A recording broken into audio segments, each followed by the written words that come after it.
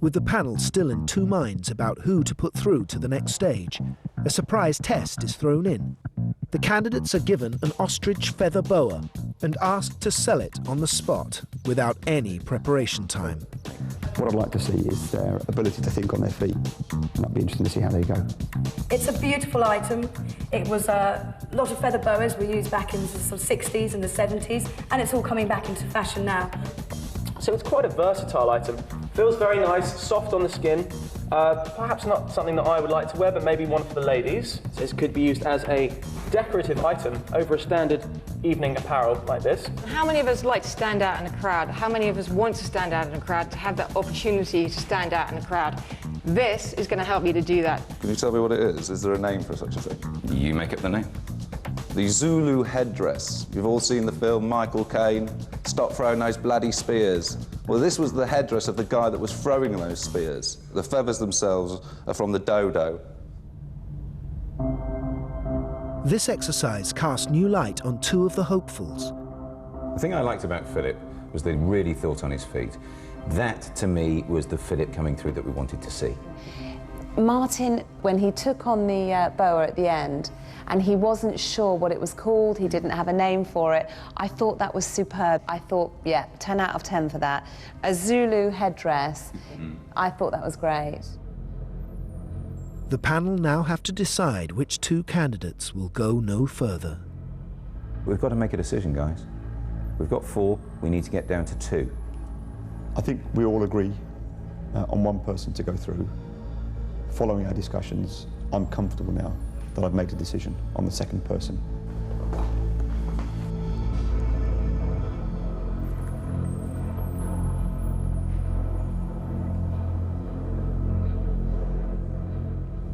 It's been very, very difficult, but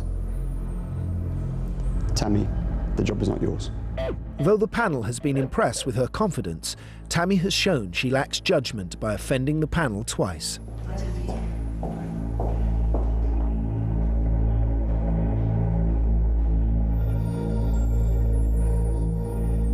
Philip, the job is not yours.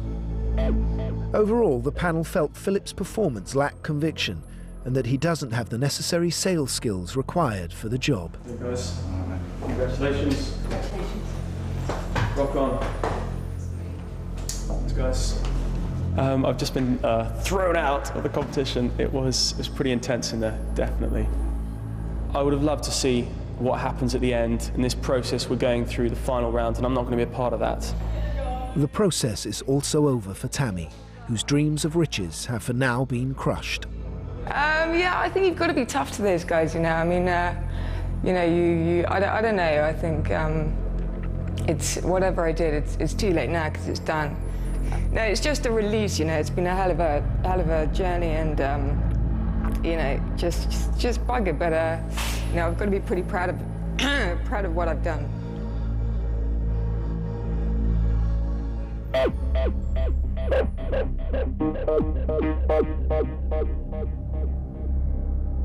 The two remaining candidates fighting for their dream job are Martin and Susanna. Susanna has shown personality and enthusiasm, but has been hampered by a lack of confidence. This final interview is the last impression I'm going to get the chance to make on the panel, and I've just got to, I think it's just got to be confident with myself at this time. Salesman Martin has shown a determination to win, but under the spotlight, he has lacked charisma. Out of me and Susanna, who wants it more? It's a good question. I obviously believe I want it more. They now have to prove themselves in the hardest interview of their lives. First to face an hour-long grilling is Susanna. I'm not nervous of them anymore. I'm not frightened, and I really, really want to win. The panel have seen that she suffers from a lack of self-belief, so Rod and Sam want to see how she reacts to real pressure. With Susanna, I'm concerned about her nervousness, so I'm going to try and get behind that in the interview. What I'm hoping to see with the questions that you ask is actually whether she shines or shrinks. Hello again. Hi. Okay, right. What do you think Vito's looking for in this role? He's looking for somebody who can project themselves in a very professional manner.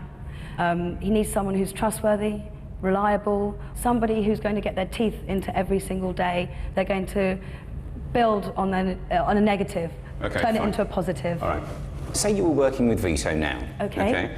And one of Vito's clients came to him and they said, Vito, we really don't like Susanna. How would that make you feel?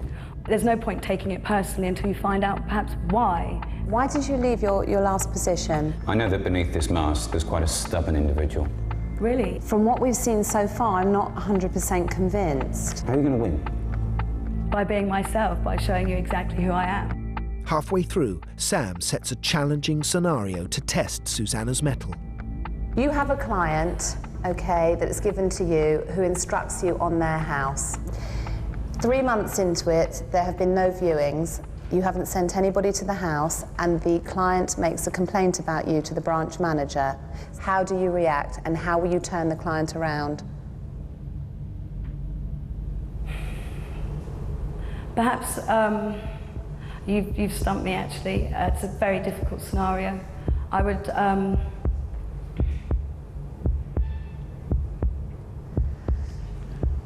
I will find you somebody who's interested in your house, and I will do that. And But you haven't done that in the last 3 months, so what's going to change now? I'm going to pull my finger out and sell your house for you. Okay. I have a problem with you coping under pressure.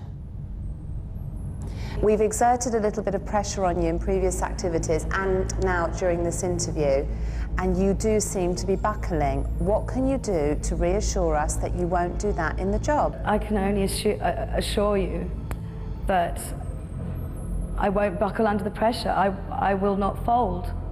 I can only tell you that from my heart.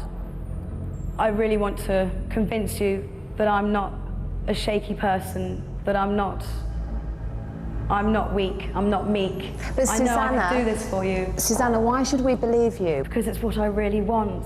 I wish there was one simple word that I could say to you now that would change your mind, but there isn't. I can only tell you that I would give you 110%, if not more, and I really, really would. All right, Susanna, thank you. Thank You're you. done now.